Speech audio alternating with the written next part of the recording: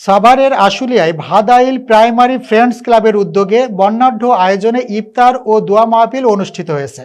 Staff reporter Mohammad Nasim খান জানান, মঙ্গলবার জামিয়াতুল কুরআন ওয়াজ সুন্নাত মাদ্রাসা মসজিদ কমপ্লেক্স প্রাঙ্গণে এই মাহফিলের আয়োজন করা হয়। রমজানের পবিত্রতা ও ভ্রাতৃত্বের বন্ধন সুদৃঢ় করতে সাভারের আশুলিয়ায় অনুষ্ঠিত হলো ইফতার দোয়া মাহফিল।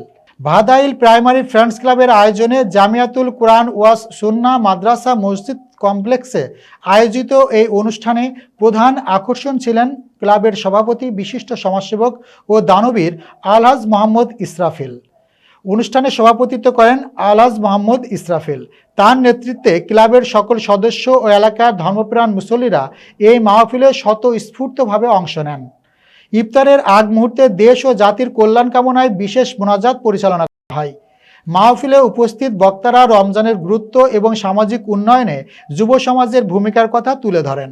ইফতার মাহফিলটি কেবল খাওয়ার আয়োজনে সীমাবদ্ধ ছিল না, বরং তা স্থানীয়দের মধ্যে এক মিলনমেলায় পরিণত হয়। সভাপতির বক্তব্যে বলেন, আমরা প্রতি বছরই চেষ্টা করি সবাই মিলে একসাথে ইফতার করতে। এর মাধ্যমে আমাদের মধ্যে একতা বাড়ে।